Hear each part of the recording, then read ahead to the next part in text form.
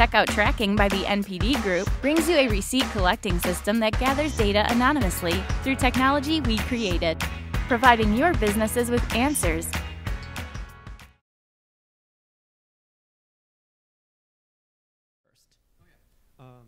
Thanks for having us. My name is Casey Cameron. I'm a freelance composer and sound designer.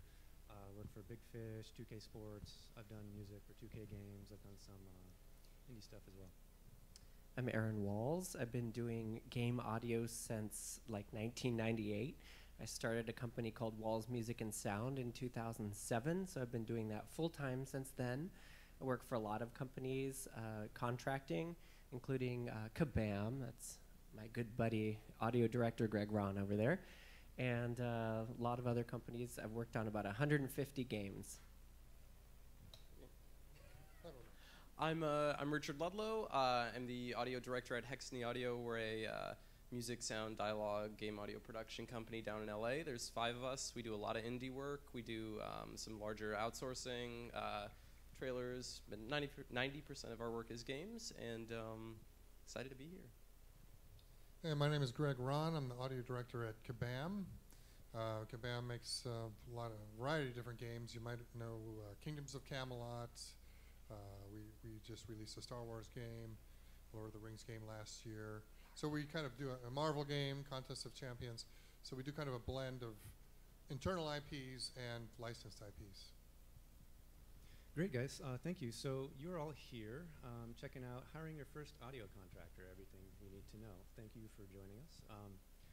I made a friend not too long ago who was in the middle of creating a puzzle game for iOS, and his goal was to create as much user retention as possible.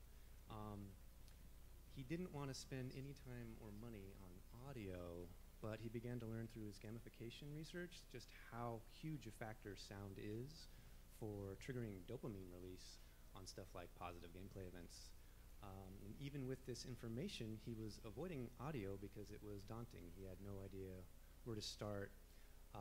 He thought that he could look for cheap or free sounds online, but he discovered that finding sounds that worked cohesively together was a challenge.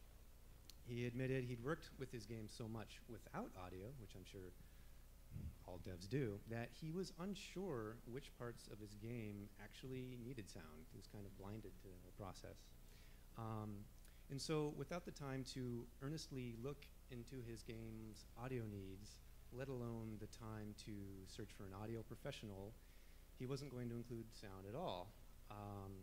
And each of us up here has encountered someone going through that, facing the same problem. But fortunately for my friend, he had just met me recently, composer and sound designer, and I'm grateful he came to me for help. He gave me the idea for the talk, and he learned how incredibly easy and affordable it was to include audio in his game. And so it's our hope today that you walk away from this panel with that same knowledge. So we're going to show you where to start, how clear the audio process can be. You'll learn how little time it can take to get the process started. You'll learn how it's a very straightforward process. We'll show you how to find a professional, how to reach a pricing rate favorable to you both, and Richard Ludlow will go in detail into that later. And we'll walk you through all the steps and teach you what you need to know or what you need from your audio contractor and what your contractor will need from you. So kind of hinting at what I talked about earlier, why should I hire an audio contractor instead of doing it myself?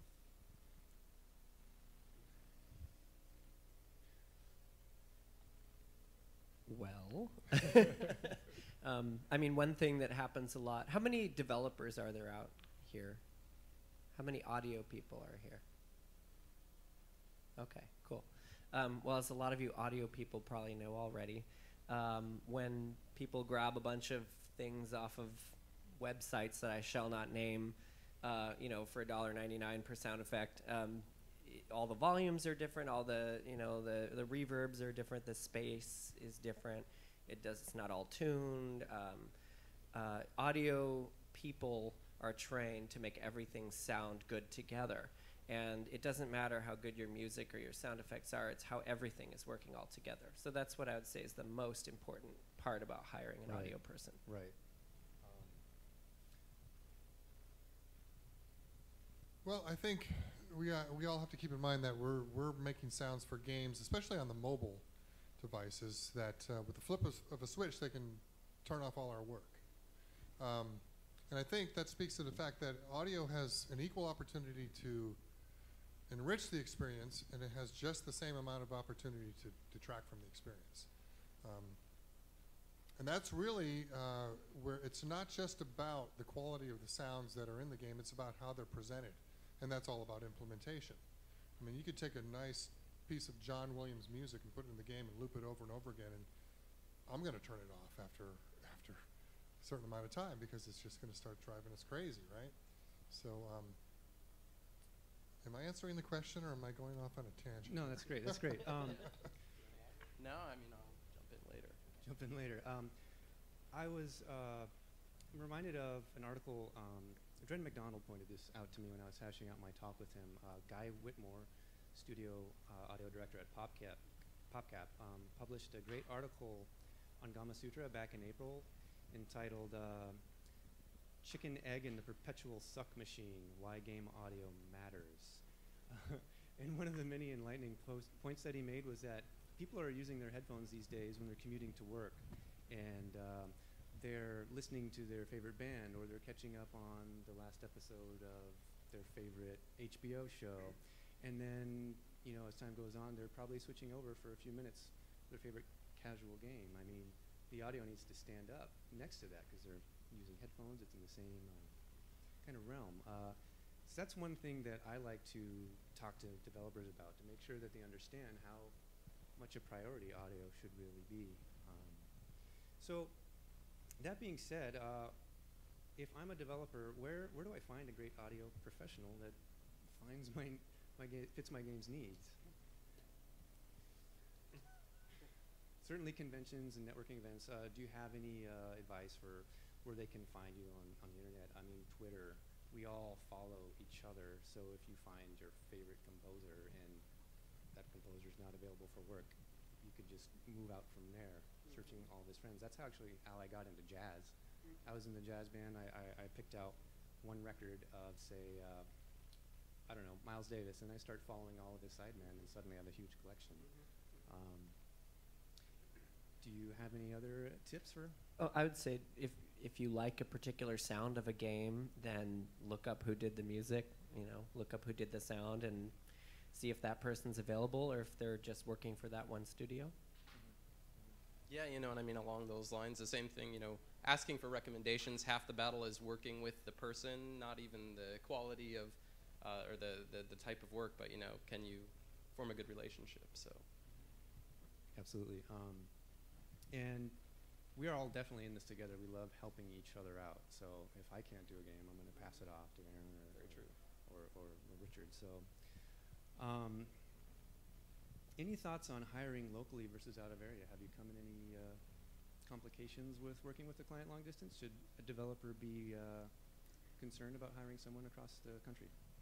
I'll jump in here. We work with a lot of international clients as well as local to LA. So we've really not found it to be an issue. Even our local LA clients, we'll meet them, and you know, once we get set up with Perforce or SVN or Git, it really just becomes the exact same process as if they were in Turkey or Australia. So you know, I think nowadays the collaborative tools, as long as you're keeping in touch, you know, the communication, as long as that's open, then it shouldn't be an issue. I would just add the one consideration is time difference. So we have a studio in China at Kabam, and working with that team is a lot different than working with the local team. I've done work for Cherry Credits over in Singapore on Dragon Nest, and that was the same thing. It was, you know, like I knew if I didn't contact them by 10 p.m. with a question that I'd waste a whole nother day, so I would stay up later to do that. But other than that, you know, we have Skype and all these different ways of communicating, and different clients like to have different amounts of meetings, so whether or not it's in person or not hasn't really affected my work. That's good to hear. So what about when a developer approaches their audio professional, what about voiceovers? Should they let their audio contractor take care of voiceovers?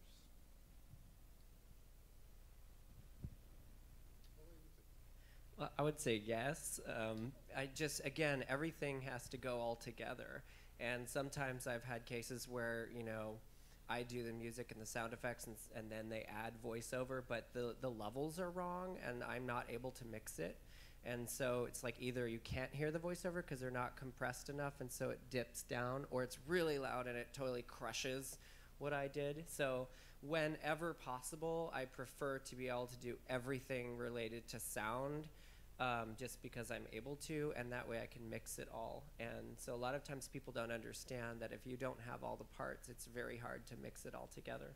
Excellent point. And most of us have so many contacts that we can actually help find vocal talent and whatnot. So moving on to to the heavy stuff. There's a lot of audio people here in the audience. What can we learn about contracts? I mean, believe it or not, I've actually had to twist a few indie clients' arms, like saying, hey, don't be afraid of the word contract. This is good for you and me both. What are some of the things in the contract that we need to make sure in there on our side and for the developer too? Something like we do a lot of contract deals. Some are work for hire. So everybody here is basically audio. So were there any developers here? Anyone? Okay, there were a couple. So the whole thing with a contract is who is getting the rights to the music. That's like the number one thing. Are you doing a work for hire where the developer's going to own the rights, or are you doing a license agreement that's either non-exclusive or exclusive, where the composer or sound designer is going to hang on to the rights? So I think a lot of developers immediately balk at the idea of a license agreement. And I think that's something that's kind of an older idea. So I think, looking at, especially with budgets today, when we're able to consider license agreements where composers can hang on to their rights and you get the exact same product that you would have otherwise, is something that's really advantageous for everybody all around. So that's something with contracts, I really encourage developers and composers to explore.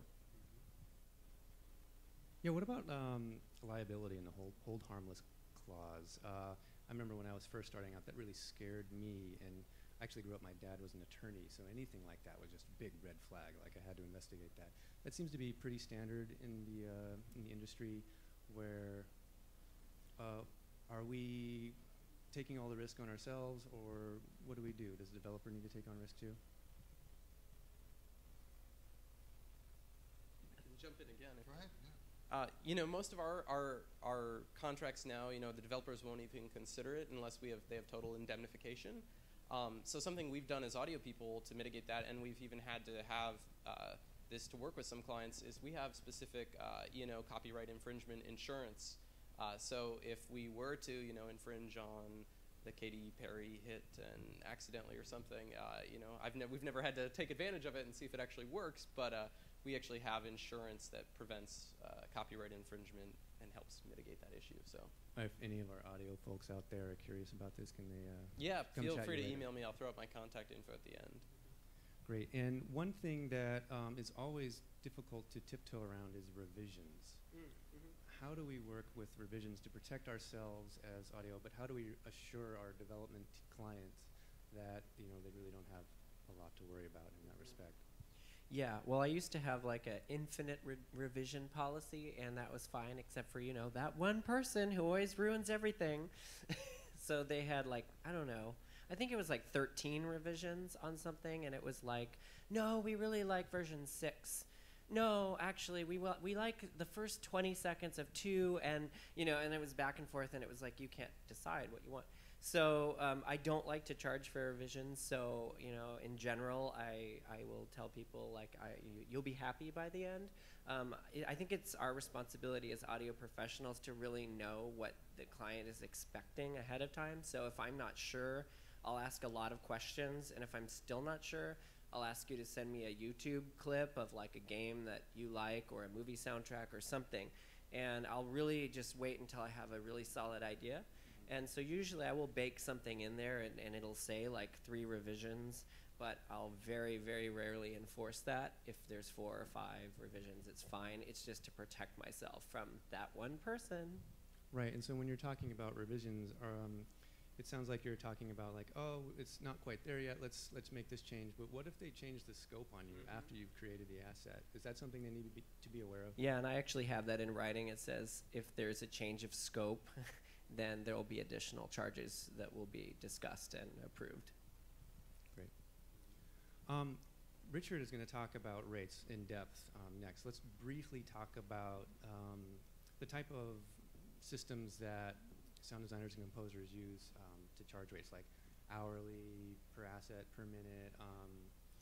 And actually one thing that I would really like to make clear is that, you know, we're just here, we just want to be treated fairly, we want to do great work for your game, and usually we're willing to work with smaller teams with their budget, which we'll talk about. But is it unusual, or should they be alarmed if we ask about the overall budget for their game? I always ask. I rarely get an answer, but I always ask because, you know, and I'm going to say this in my talk too, but I think it bears repeating, is we can create an experience that's very deep that maybe costs, you know, $20,000, or we can create an audio experience that costs $5,000 or $10,000. We can create an experience anywhere on this spectrum, and it can be a great experience. It just depends on the amount of depth. So I think, you know, people, you know, wanting a quote right up front without knowing about what they're looking for or what they can afford, you know, it's a lot easier to say, great, this is your budget for the game, this is what you can allocate toward audio, and this is what type of experience we can give you for that amount. So I think it is helpful to know. Yeah, and with that question, it informs the amount of, you know, material I'm going to be delivering, and also it depends on how big they want their game to be. So I've worked on games like the Avion series, which is an RPG series, where they want, you know, a different song for every town, like Final Fantasy. So I'm doing 30 minutes of music. Obviously, their budget for music is much higher than a game that just wants a title screen and 1 2-minute game loop. So, you know, of course, I'm an audio person, and I love audio in games, so I always want there to be as much as possible. And I can spend all your money if you have a budget, I guarantee, because I'm so passionate about it. But if that's not your budget, then that doesn't fit. And then we have to get creative to try to make it work and not be too repetitive and still be really polished within your budget. Right. Excellent. So if I'm a developer, how early should I get an audio professional involved? Like, how early is too early to start strategizing with them, or how early is too early to start making actual content? Okay, I'll speak to that one. The answer is earlier the better. And the reason for that is because audio can influence design and inform design. And I've worked with lots of different artists. Artists come, you know, they all have slightly different processes, but a lot of them will be like, hey, give me some sound, I'm making a creature. I want to listen to some sounds and get some inspiration from the sound. And so it works both ways. You know, you can wait and get the animation, or you can give them some sound they can design to it. But I hear that more from more experienced animators and artists than I do from less experienced ones. What about the, well, go ahead. Oh, I was just going to say the one thing that sometimes is a time snag, as far as I can't do it until I have something, is things that are timed to animation. So that always comes up, is do you have a build, or do you have SWIFTs or movie files you can send me so that I can make the sound effect with the sound of the sword swooshing and all of that, because I have all the content, but the time and effort is spent actually putting it all in time. But the music, I like to do that really, really early. Yeah. But that can work both ways too. I mean, if we know this creature is going to be a mucus creature full of slobber, and we come up with a really juicy sound for it, then the artist, the animator might say, well, I want to give that mouth opening a little extra time to let that whole sound develop. Excellent points. I mean, I always think about the developer question.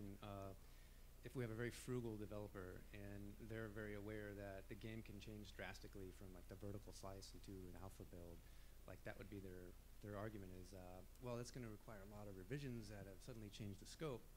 But what we're saying here is that the benefits definitely clearly outweigh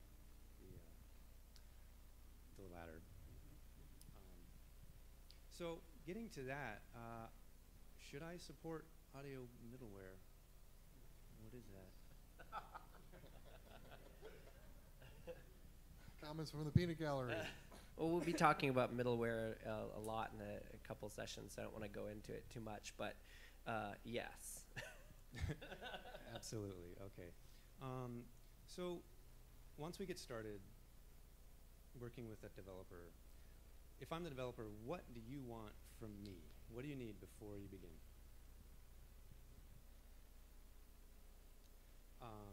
So how would a dev make it easy for us to get started talking about references, art?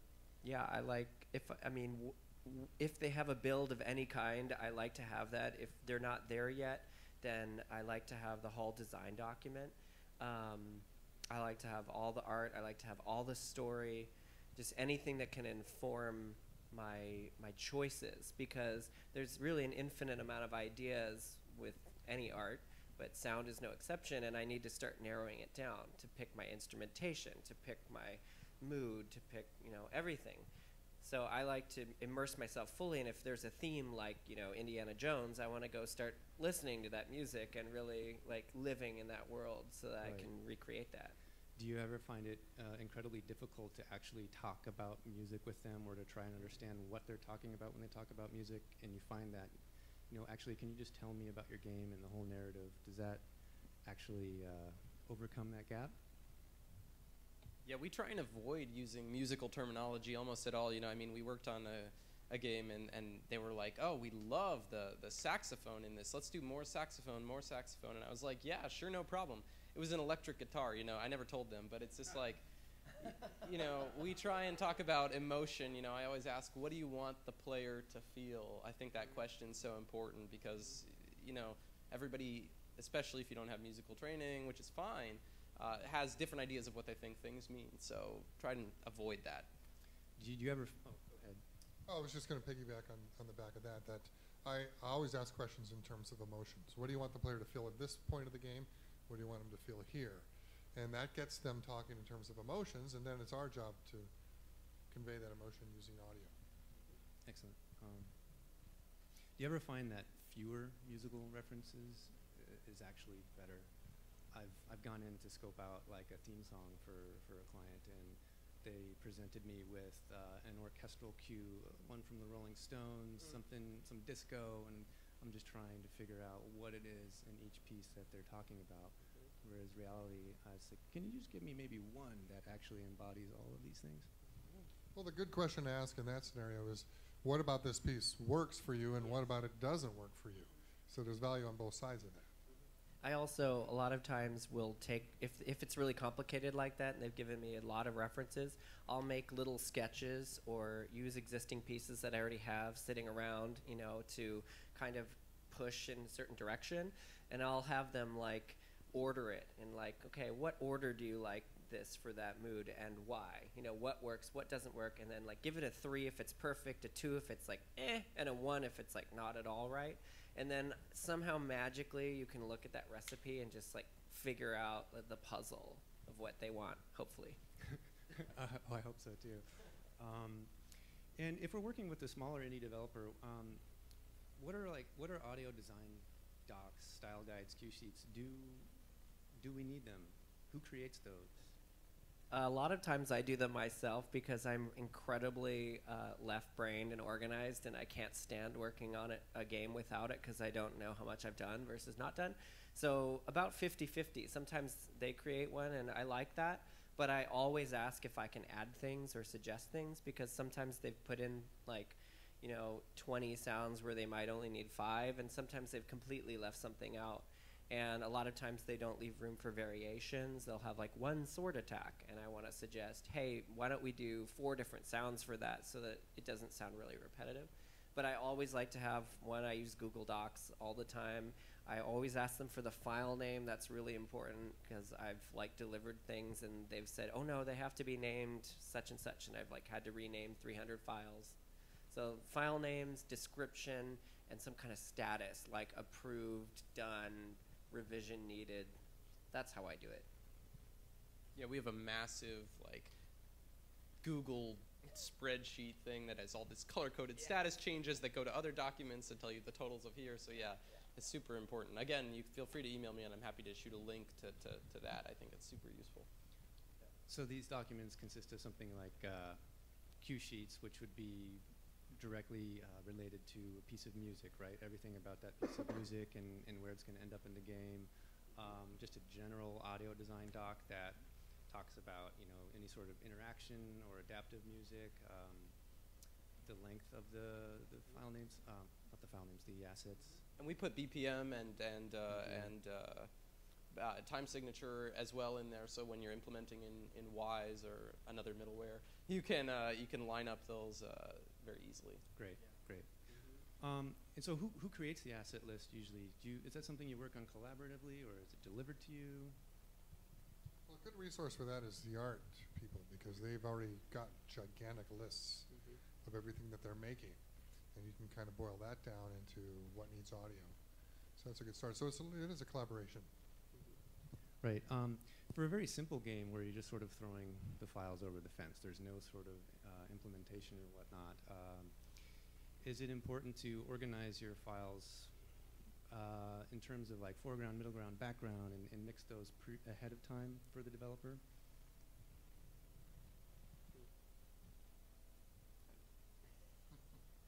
We have a tool we're actually developing that lets us throw all of our assets into this kind of Soundcaster-esque thing, if you know, and preview them all, and then render out the levels with gain changes. So I think we're actually eventually in the next 6 months or so going to like put it out there for people to use. But so yeah, it's you know, it's definitely, we try and pre-mix everything before we send it, and then once we get the build back, remix it again.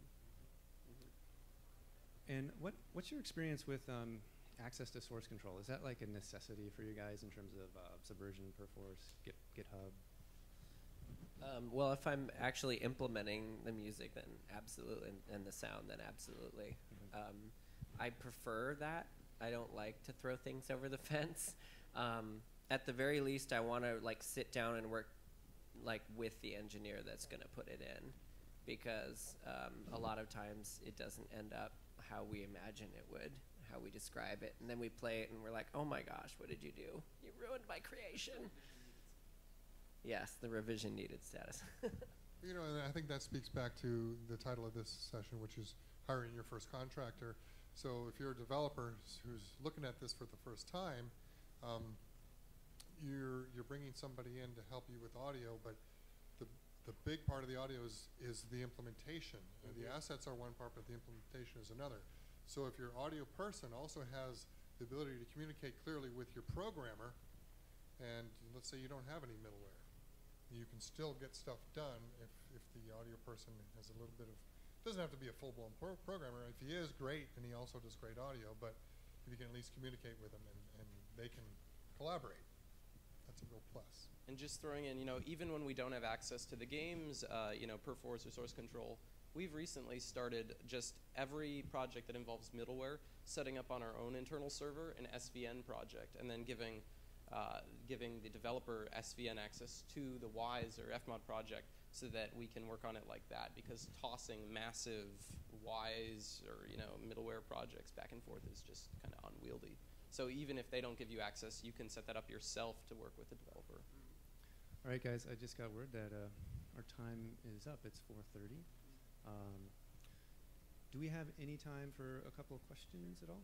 Does anybody have a question for the panel?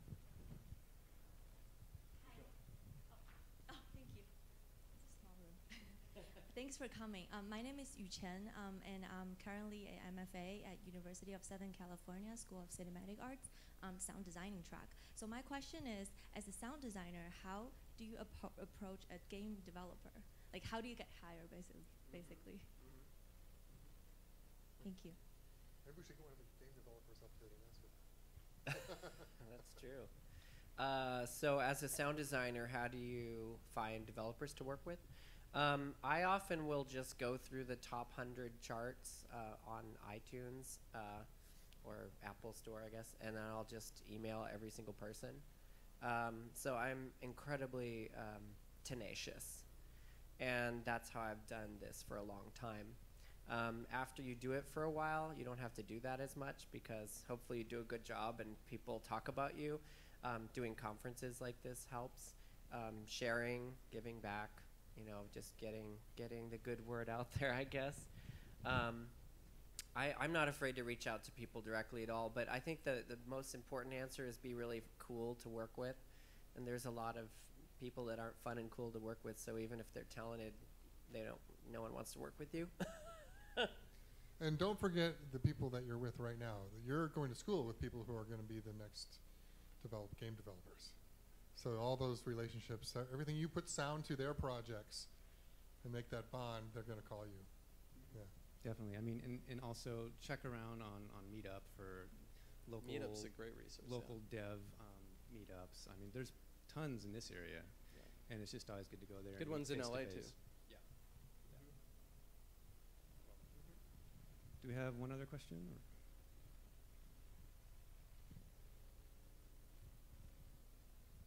Hi, I'm Erica Awai. I actually go to the Academy of Art here in the city. I have 1 year left in my bachelor's program for music for visual media. And I was just wondering actually if any of your companies offer internships. Yeah, Kabam does. Kabam Kabam does? has internships, yeah. Okay. And they usually set them up over the winter in January, February. So you should reach out to Kabam around that time. Okay, thank you. Yeah. We're down in LA, but we do as well, actually. Awesome. I think Sony also has an internship program. You're in a great place to be in terms of game development. So. Yeah, I think I've seen the Sony one, but okay, that's good to know. I'd reach out too to Puramind. They probably have something as well. They're on Folsom. Puramind, it's called. Yeah, reach out to them. Yes. Yeah. Great. So I think that about wraps this up. We'll be listening to Richard talk about budget, right? Yep. We're going to take a couple-minute break to set that up. So go ahead and get some water, whatever you need, and then we'll be back. Thank you. Thank you.